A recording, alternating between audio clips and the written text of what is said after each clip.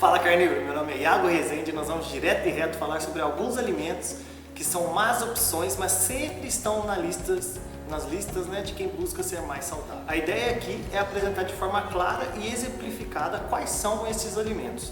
Sou especialista em equipamentos médicos e juntei aqui 6 alimentos saudáveis, mas que na verdade não são. Grande parte do conhecimento que trazemos da nossa infância norteiam as nossas atitudes ainda hoje. Mesmo com muita informação, ou ainda por causa desse excesso de informação, diversos alimentos são considerados saudáveis e benéficos para o consumo diário, mas na verdade já existem evidências suficientes comprovando que não, que esses alimentos não são boas opções.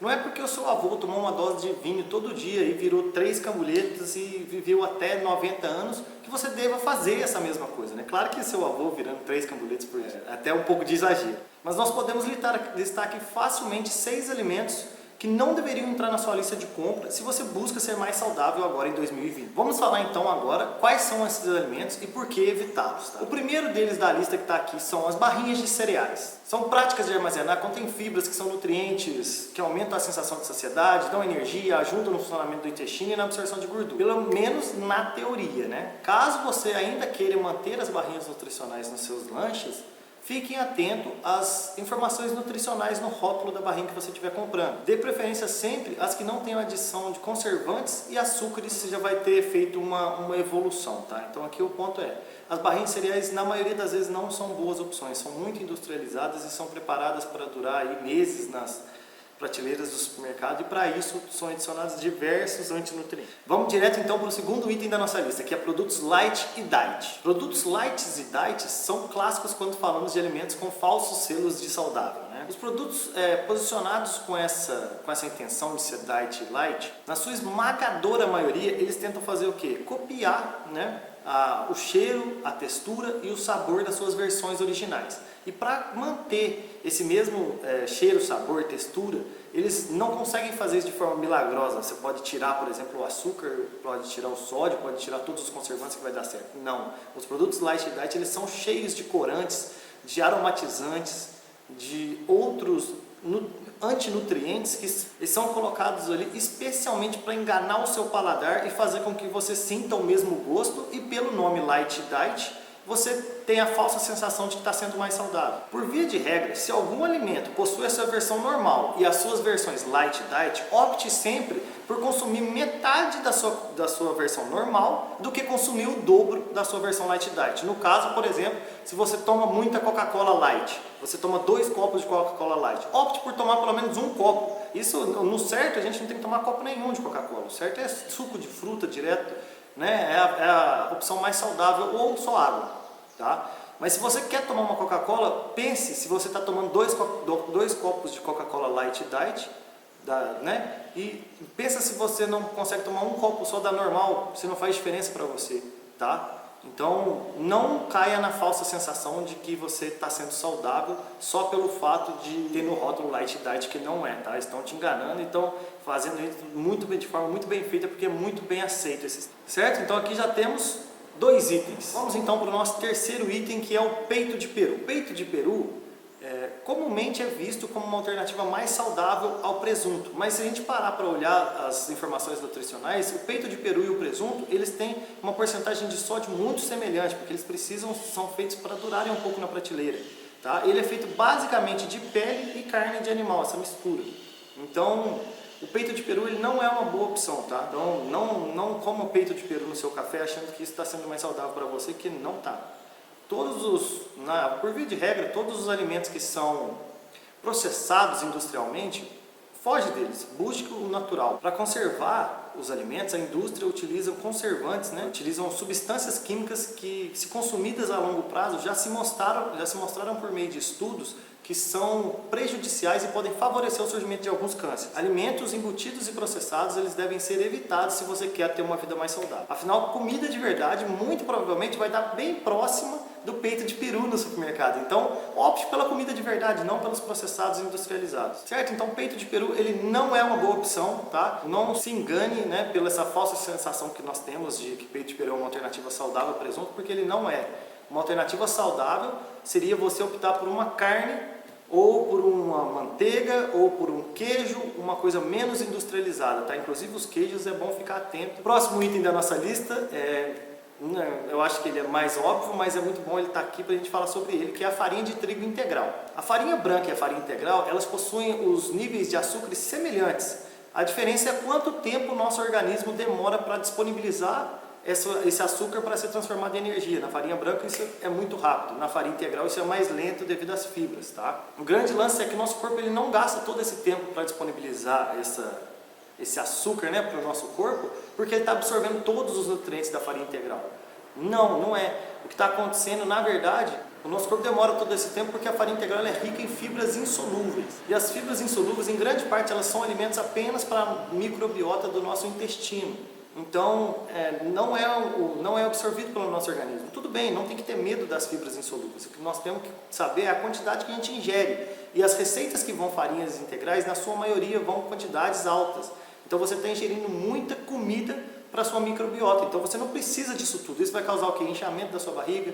Você está botando muita energia para dentro do seu organismo e pouco nutriente. O que vai fazer? Que você sinta fome mais facilmente logo após ou com um curto período de tempo, tá? Então, a farinha de trigo integral em especial, ela não é uma boa opção.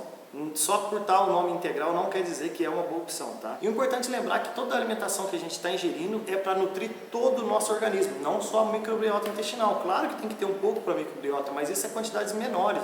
A microbiota não representa todo o seu organismo. Então a gente tem que estar atento nisso e entender que a farinha de trigo integral ela não é uma boa opção para estar colocando aí nas suas receitas que precisem de farinha. Algumas opções para você estar inserindo essas fibras solúveis e insolúveis na sua alimentação, por exemplo, são morango, limão, cenoura, couve-flor, são exemplos melhores que você pode estar inserindo na sua alimentação e para suprir essa necessidade de fibra, né? Vamos então agora para o próximo item da nossa lista, que é o óleo vegetal. Não sei se você sabe, mas o óleo vegetal ele é uma péssima opção se você quer fritar alguma coisa ou precisa untar uma panela, alguma coisa desse tipo, tá? Principalmente frituras. O óleo vegetal ele já é comprovado que ele é capaz de produzir um desequilíbrio entre o ômega 6 e o ômega 3 do nosso organismo. Para você ter ideia, o nosso equilíbrio tem que ser de 1 para 1. A mesma quantidade de ômega 6 que nós temos, nós devemos ter de ômega 3. O que acontece? Nós temos consumido muita fritura, mesmo que seja em carne, em alimentos saudáveis.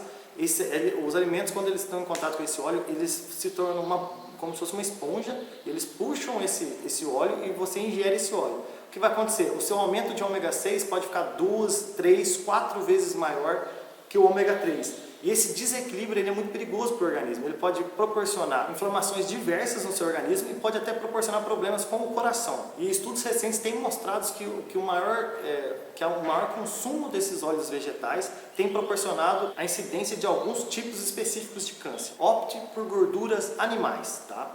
Uma dica importante para a gente ter, mas aonde que eu vou encontrar a gordura animal? O que é a gordura animal?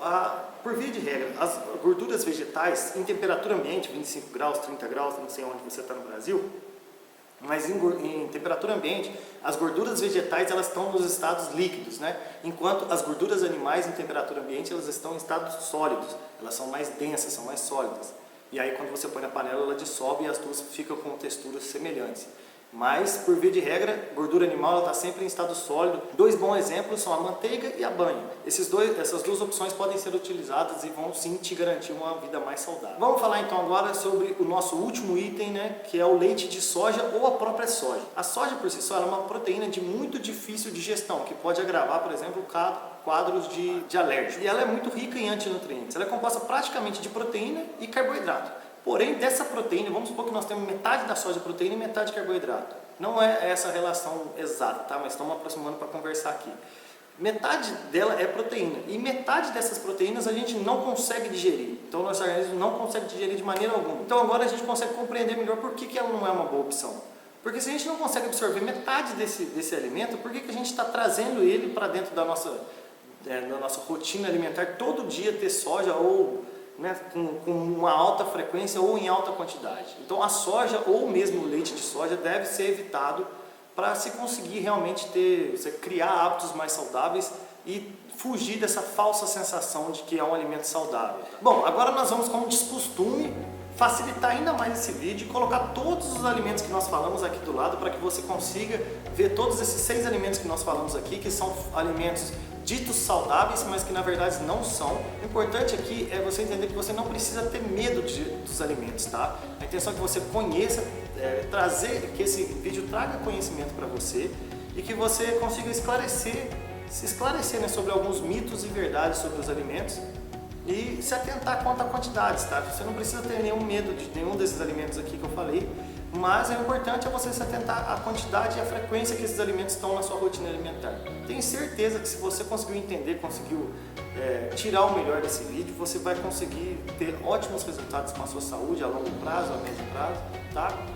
E você vai conseguir até ajudar melhor a sua família. Agora, como a gente colocou aqui na tela todos os alimentos, nós vamos deixar esses alimentos listados na descrição. Assim você pode ir lá, copiar esses alimentos de forma fácil e mandar para uma amiga: olha aqui os alimentos que na verdade não são saudáveis, ó, tenta evitar eles na sua alimentação, bota no grupo do WhatsApp.